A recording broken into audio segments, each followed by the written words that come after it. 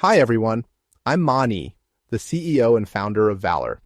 If you have or are planning to sell appreciated capital gains assets in South Carolina, you know you'll lose something between federal and South Carolina taxes. But the big question is, how much will you lose and what can you do to reduce your taxes? It's important to understand your capital gains taxes and how they will impact your financial future, not least because that knowledge will empower you to take action to reduce your tax bill today. In this video, we'll explain what capital gains are and how they are taxed in South Carolina. We'll also show you different tax planning strategies that can significantly reduce your capital gain taxes and help you build wealth faster. These strategies range from selling appreciated assets in a tax-exempt structure through charitable remainder trusts to purchasing renewable energy projects, utilizing exchange funds, and exploring qualified opportunity zone funds. So, let's get started. What are capital gains? Capital gains are an asset's increase in value above its basis, or in other words, cost. Assets can include stocks, real estate, or even an item purchased for personal use like a car or a boat. Basis is usually the price at which an asset was purchased, but for some assets it might be a different amount. For example, if you renovate your house, your basis in the house will be the purchase price plus the money you spent on the renovations. Capital gains can be realized or unrealized. Realized in this context means acquired or received, so realized capital gains are gains that you have received from selling the asset. Unrealized gains, by contrast, represent a change in the value of an investment that you have not yet sold. Capital gains are not taxed until they are realized, meaning that even if your Apple stock has increased 50 times from the day you invested, you won't owe any capital gains taxes until you sell the stock. There are two types of realized capital gains for taxation purposes. Short-term capital gains are gains from selling assets that you've held for 1 year or less, while long-term capital gains are gains from assets held more than a year. Realized capital gains are typically subject to both federal and state taxes. The tax rate you will pay on capital gains will vary depending on where you live, your income, and the type of asset you sold. For federal capital gains taxes, short and long-term capital gains are taxed differently. Short-term capital gains or assets held for 1 year or less before being sold are taxed as ordinary income, while long-term capital gains are taxed at lower rates. In 2025, federal short-term capital gains vary between 10 and 37%, while federal long-term capital gains, which are also progressive, range from 0 to 20%. What about South Carolina capital gains taxes? Unlike the federal government, South Carolina makes no distinction between short-term and long-term capital gains, or even between capital gains and ordinary income. The capital gains tax is also progressive, meaning the rate of taxation increases as taxable capital gain increases. In 2025, South Carolina taxes capital gains as income, and the tax rates range from 0 to 6.2%. Moreover, South Carolina also allows taxpayers to deduct 44% of their long-term capital gains.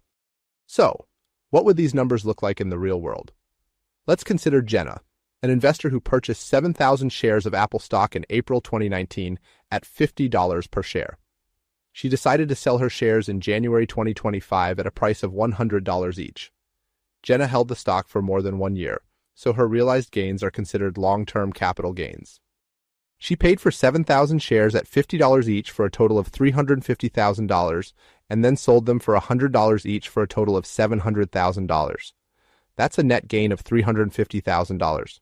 She would pay a total of around $52,500 in federal long-term capital gains taxes for 2025, an effective federal tax rate of around 15%. Jenna would also pay South Carolina taxes on her capital gains for around $11,500, or an effective state tax rate of around 6.2%. As you can see, capital gains taxes are a common burden that can significantly reduce your net earnings from the sale of an asset. Accordingly, it is critical to identify strategies that can reduce these taxes. Tax planning is a strategic approach designed to reduce a person's or a company's tax liability by leveraging various tax benefits and allowances. If you want to compare these strategies based on your own inputs to see which one suits you best, you can do so by using our free comparison calculator. Here are the 4 options you can consider. First, use a charitable remainder trust. This is a fit for people who are selling appreciated assets, want to use the proceeds for their own benefits over their life, but don't need the money immediately. A charitable remainder trust, or CRUT, is a tax-exempt structure with many tax benefits, and according to Charles Schwab, is well suited for appreciated assets you have not yet sold. In exchange for donating some of the money in the trust to a charity, you can defer the taxes you would otherwise pay when selling an asset, reinvest it tax-free inside the trust, and receive distributions from the trust for a set number of years or multiple people's lives. Plus, CRUTs give you an immediate charitable income tax deduction when you put the assets in. CRTs typically increase after-tax returns substantially when selling appreciated assets.